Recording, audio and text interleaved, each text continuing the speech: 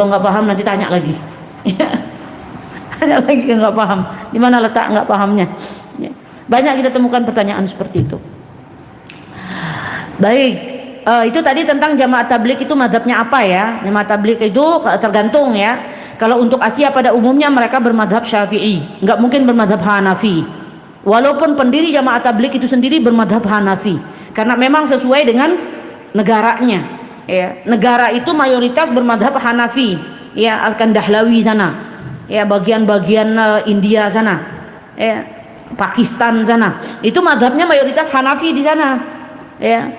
Nah maka kalau jamaah tabligh yang ada di Indonesia mestinya dia bermadhab Syafi'i. Kalau sampai bermadhab Hanafi dia akan kesulitan sendiri nanti, pasti kesulitan ya, karena kita tinggal di Indonesia, jadi tergantung negara yang kita tinggali. Itu kata Imam Malik rahimahullah ta'ala ya, bahwa bermadhab itu sesuai dengan madhab guru kita, sesuai dengan madhab negara yang tempat kita tinggal, itu akan memudahkan kita ya.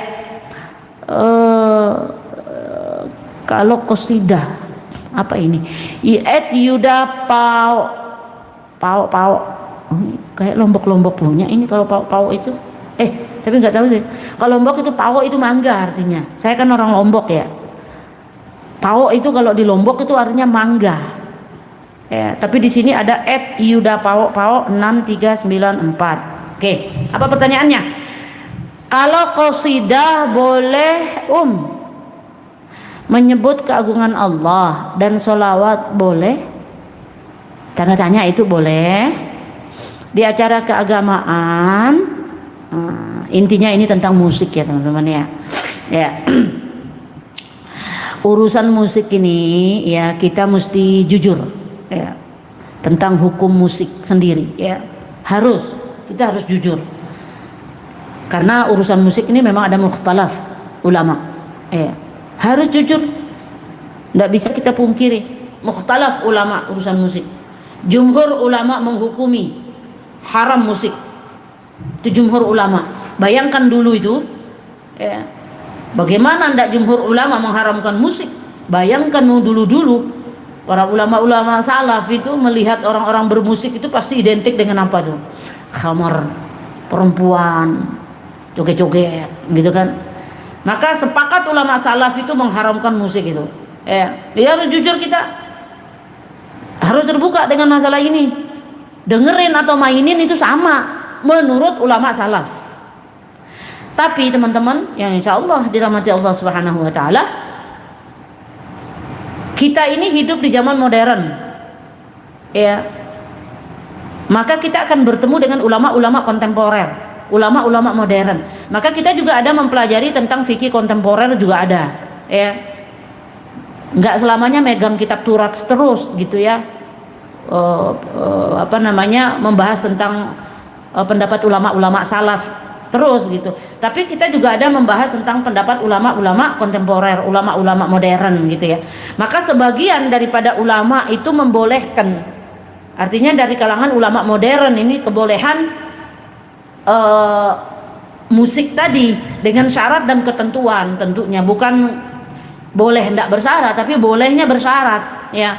Artinya menurut beliau ya, terutama pendapat dari Syekh Yusuf Al-Qaradawi, kalau kita baca secara keseluruhan pendapat beliau tentang musik ini, dibolehkan dengan bersyarat gitu. Nah, Syekh Yusuf Al-Qaradawi ini termasuk ulama kontemporer, ulama fikih kontemporer ya. Tapi kalau tadi, karena kan saya katakan mukhtalaf, ulama salaf itu mengharamkan musik itu, karena nggak ada kita lihat pendapat ulama salaf mengatakan boleh musik, baik alatnya atau menyanyinya, nggak boleh. Nggak ada ulama salaf satupun yang mengatakan boleh di situ, karena menyepakati bahwa haram. Tapi kan lagi-lagi kita ini tidak berkutat terus dengan kitab-kitab Turat kan. Artinya pendapat-pendapat ulama salaf, ternyata ada pendapat ulama-ulama modern, misalnya kayak contoh seperti Syekh Yusuf Al-Qaradawi itu kan salah satu ulama fikih kontemporer itu, fikih modern itu. Nah, beliau juga membahas dalam kitab beliau itu tentang hukum musik itu. Maka kalau kita lihat secara keseluruhan, beliau mengatakan boleh dengan bersyarat. Artinya syairnya itu ya mesti syairnya yang betul-betul ada maslahat, ada manfaat, bukan yang mendatangkan mudarat. Meong garong kucing garong itu apalah judulnya itu ya, pokoknya yang jelek-jelek judulnya bukan. Tapi ya kayak nasyid gitu kan, selawatan isinya kayak puji-pujian kepada Allah Subhanahu wa taala dan Rasulnya, isinya kayak gitu ya. Itu maksud beliau di situ. Jadi bersyarat bolehnya itu dilihat dari syairnya, apa isinya, ya baik apa kagak gitu kan. Maka kalau baik menurut beliau itu boleh. Kalau baik ya. Beliau siapa? Itu tadi Syekh Yusuf Al-Qaradawi itu ya. Oke. Terlepas daripada itu, karena musik ya ada perbedaan ulama, maka ada satu kaidah di dalam fikih itu, al-khuruj minal khilafil mustahab itu ya, keluar kita dari perbedaan ulama itu sangat dianjurkan ketika kita menemukan perbedaan-perbedaan semacam itu. Artinya kita ini bukan berarti wah saya harus mengikuti ulama salafus soleh pokoknya nih, karena menurut ulama salafus soleh haram musik, bid'ah musik ya, enggak gitu juga, karena memang ada pendapat ulama modern juga. Tetap kita menghargai juga pendapat ulama modern gitu kan ya, seperti Yusuf Al-Qaradawi itu juga, itu kan seorang ulama besar itu ya kan?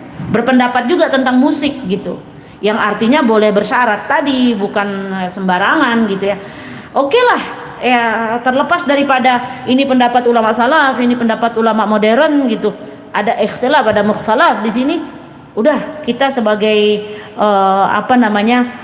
para thalabul ilmi gitu kan ya. Astagfirullahaladzim, kenapa ini?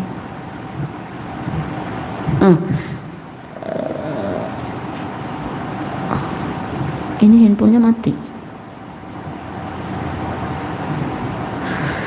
Misalnya kita sebagai para thalabul ilmi ini bagaimana caranya keluar dari perbedaan itu gitu kan ya. Gimana cara keluar dari perbedaan itu? Al-khuruj minal khilafil mustahab tadi, ya udah kagak usah dengerin musik. Ngapain mau dengerin musik, apalagi yang enggak jelas gitu. Ini kenapa ini ya? Sebentar dulu.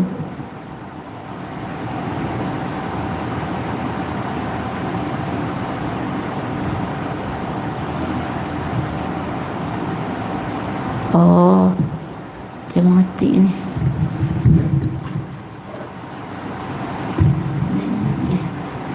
Biar sudah nanti dicas. Maka kita tahu di situ musik itu ada perbedaan, udah keluar dari perbedaan ulama itu ya, karena khilaf ulama ini jangan saling menghujat. Satu golongan bilang bid'ah musik, haram musik kan bla bla bla bla bla. Nggak usah terlalu sering teriak-teriak haram bid'ah sesat tuh ya, nanti dibubarin lagi nanti ya. Nggak usah sering-sering teriak-teriak sesat, bid'ah sesat, sembarangan ngomong bid'ah sesat itu. Nah, takutnya nanti dibubarin lagi nanti ya. Intinya nggak usah ribut masalah itu ya, keluar aja dari khilaf ulama itu. Yang milih dengerin musik, mainin musik, silakan, sudah, konsekuensinya kan pasti ada, asal sesuai dengan syarat dan ketentuan syairnya bagaimana gitu kan ya. Artinya di situ ada nasyid ya, ada semacam nasihat dan sebagainya kan bagus itu kan ya, sesuai dengan ketentuan para ulama kontemporer tadi ya. Isi syairnya lihat dulu ya, dan tidak membuat lalai juga, karena musik ini walaupun nasyid kalau berdampak akan kelalaian ya tetap juga nggak bagus juga ya. Nah, terlepas itu dari perbedaan itu, kita keluar dari perbedaan itu caranya bagaimana? Nggak usah dengerin musik, nggak usah mainin musik, selesai. Itu caranya keluar dari perbedaan ulama itu, karena kita tetap menghargai ulama-ulama yang berbeda pendapat di situ, baik dari ulama salafus saleh ataupun ulama kontemporer ini sendiri gitu kan ya. Nah, maka ketika kita menemukan perbedaan seperti itu, bukankah ada kaidah usulnya, ada kaidah fikihnya? Al-khuruj minal khilafil mustahab, keluar dari perbedaan ulama itu sangat dianjurkan. Cara kita keluar bukan menghujat ulama itu, ulama ini bid'ah sana bid'ah sini ya, haram sana haram sini gitu, enggak. Keluar dari perbedaan ulama itu untuk enggak usah dengerin musik. Kalau mau dengerin musik ya palingan nasyid, sholawat, yang gitu-gitu aja ya. Itu yang saya maksud di situ. Kalaupun mau dengerin musik kan ya udah dengerin nasyid aja, sholawatan aja gitu. Itu lebih selamat itu. Selanjutnya di situ kita ke TikTok nih sebentar. Ada pertanyaan di TikTok enggak? Ada pertanyaan TikTok nih. Ya.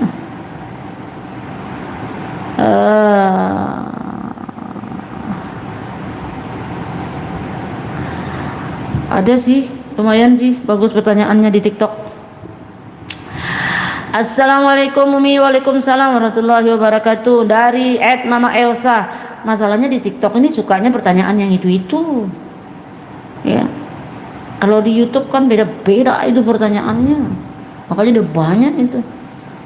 Kalau di TikTok ini itu lagi aja pertanyaannya, itu lagi pertanyaannya. Apakah orang yang sama yang nonton saya gitu? Hah? Ya kayak ini kan kemarin kita udah bahas ini masalah futur, udah bahas, udah dijawab, tapi mungkin orang yang beda kali ya. Nah ini dari @Mama Elsa. Assalamualaikum, mau nanya dosa kepada orang tua kandung sama mertua apakah beda? Mohon penjelasan. Tak ada bedanya, mau orang tua kandung mau mertua ya sama, itu juga orang tua itu mertua itu ya. Banyak orang sekarang kadang-kadang mentang-mentang mertua gitu ya, dianggap remeh gitu kan. Itu orang tua. Kamu bercerai sekalipun sama suamimu itu, mertuamu tetap posisi orang yang harus kamu hargai, kamu taati itu. Karena nggak ada mantan mertua itu. Masa ada mantan orang tua, mantan mertua? Nggak ada. Kau bercerai dengan suamimu itu, orang tua mertuamu itu tetap menjadi mahram mu'abbatmu selamanya itu. Jangan coba-coba jatuh cinta sama mantan mertua. Haram hukumnya, tak boleh. Masa jatuh cinta sama orang tua? Iya Umi, tapi kan saya sudah cerai sama suami saya. Misal, walaupun kamu bercerai dengan suamimu, mertuamu itu tetap mahrammu itu. Karena itu mahram mu'abbat itu. Kerennya kan? Padahal bercerai itu suami istri. Maka jangan main-main dengan mertua. Mertua itu orang tuamu juga. Sama caranya kamu berbakti dengan orang tua kandungmu, dengan mertuamu sama kamu berbakti itu. Gitu. Jangan mentang-mentang mertua sekarang ya, diabaikan gitu. Bukan dia yang lahirin. Yes, dunia juga tahu. Dunia akhirat juga tahu itu. Mertuamu bukan dia yang lahirin kamu. Tapi kita lihat secara statusnya di situ. Baik itu status kemahroman ya, atau status dalam kondisi kita berbakti. Kau berbakti dengan orang tuamu sama kau berbakti dengan mertuamu itu. Ya. Ini banyak mantu-mantu yang kadang-kadang galil adab ini. Ya. Kan mertuaku ndak jelas Umi. Walaupun mertuamu ndak jelas bukan berarti kamu diperkenankan melawan orang tua. Jangan mentang-mentang mertua nggak jelas gitu ya, orang tua nggak jelas kok terus jadi anak boleh ngelawan gitu. Kagak bisa, karena tetap juga kondisi kita itu sebagai anak. Lalu bagaimana? Diam. Mertuamu merepet, apalah kamu ini debu ini banyak nih di rumah ini, apalah kamu jadi istri kagak ada kerjaanmu, itu pakaian tuh numpuk kagak kamu cuci. Diam sebagai menantu. Jangan kau mentang-mentang kau menantu, bukan dia yang lahirin kamu terus bisa seenaknya kamu lawan dia, nggak bisa. Lebih baik kau ambil jalur diam saja, diam. Selamat jadi anak tuh. Baik itu dengan mertua ataupun dengan orang tua kandung sama. Hatta kamu bercerai dengan suamimu sekalipun, tetap posisi kamu itu mertuamu itu, tetap posisinya itu orang tuamu itu. Makanya jangan coba-coba jatuh cinta sama mantan mertua. Ya kali bercerai sama anaknya, diembat juga ada mertuanya gitu. Alias orang tua mantan suaminya, haram hukumnya, nggak bisa. Karena dia mahram mu'abbatmu itu. Sama dengan anak tiri itu. Ya. Kerennya ketika kita menikah, ya, justru suami ini yang nggak bisa jadi mahram mu'abbat, teman-teman. Ya, dan memang bukan mahram. Suami bukan mahram, karena dia bukan mahram makanya sah nikah dengan kita. Tapi kerennya ketika kamu menikah dengan si laki ini, secara otomatis mertuamu dengan anak tirimu ini menjadi mahram selamanya. Itu namanya mahram mu'abbat itu. Mahram selamanya itu. Ya. Walaupun hatta kamu bercerai. Ini orang tua ini bercerai ini. Ini anak tiri ini tidak boleh dinikahi, haram hukumnya. Sama mertua ini juga. Kau bercerai dengan suamimu, mertua ini tetap orang yang harus kau hormati. Ya. Dan tetap kau taat sama dia. Itu pun kalau masih ada hubungan komunikasi, biasanya mertua suami istri bercerai, mertua-mertuanya tak tahu hilang kemana. Nggak begitu. Mertua kita tetap orang tua kita. Ya. Bagaimana kamu berbakti dengan orang tua, begitulah kamu berbakti dengan mertuamu. Ya. Karena dia adalah orang tuamu juga. Tapi bedanya dengan orang tua kandung, kamu tidak dilahirkan dari rahimnya itu saja. Tapi status kemahromannya juga sama di situ. Ya. Secara otomatis menjadi mahram mu'abbad selamanya, coba ya. Gitu ya. Tapi bagaimanapun karena itu mertua, tetap hati-hati juga dengan mertua ya. Harus hati-hati, terutama mertua laki-laki ya. Karena kan banyak juga mertua ini yang nggak punya ilmu gitu kan ya. Dia melihat menantunya, macam dia lihat apa gitu kan ya. Diganggunya, di apanya, itu hati-hati. Tetap juga harus hati-hati. Jangankan mertua, banyak kasus orang tua kandung itu. Dia milih anak kandungnya. Naudzubillah, summa naudzubillah. Maka kalau kita bicara tentang adab, akhlak, terutama tentang aurat, ada auratun fi indal nazaril ajnabi, auratun fi indal nazaril maharimi. Ada batasan aurat kita depan mahram. Jangan mentang-mentang bapak gitu kan. Terus enak-enak pakai crop top lagi gitu. Patutlah bapaknya ngamili anak kandungnya itu. Naudzubillah, summa naudzubillah. Karena anak nggak tahu adab. Pakai crop top di depan ayahnya, pakai crop top di depan kakak kandungnya. Berapa banyak kita melihat kasus di luar sana, naudzubillah ya. Bapak-bapak yang menghamili anak kandungnya, kakak menghamili adik kandungnya. Kenapa?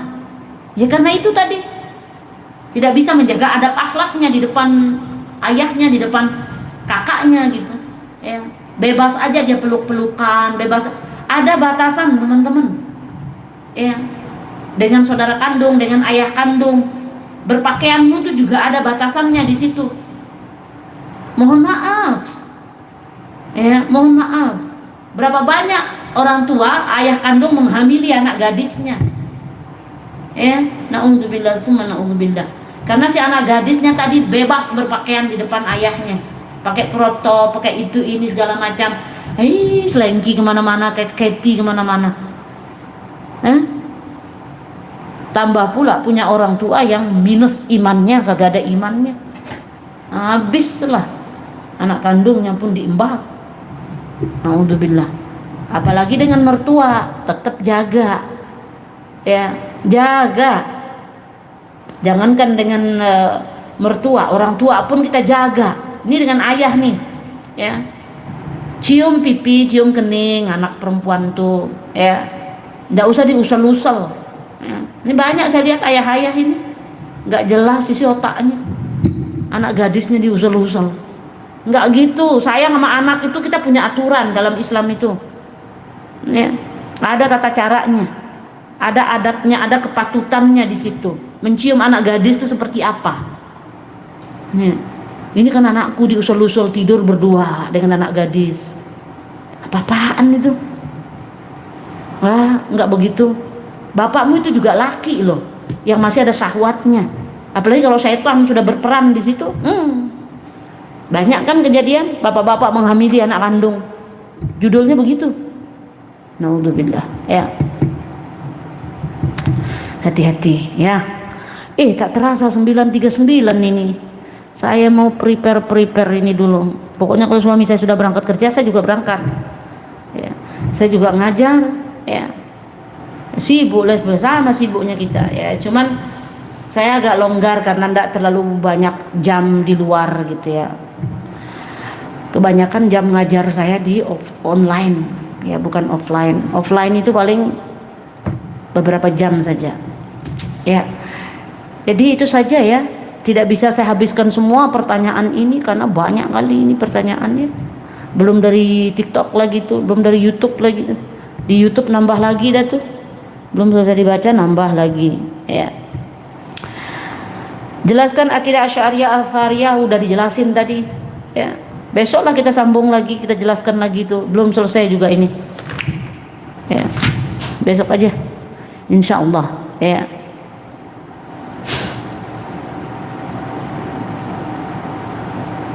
banyak ya, masih ada nih pertanyaannya.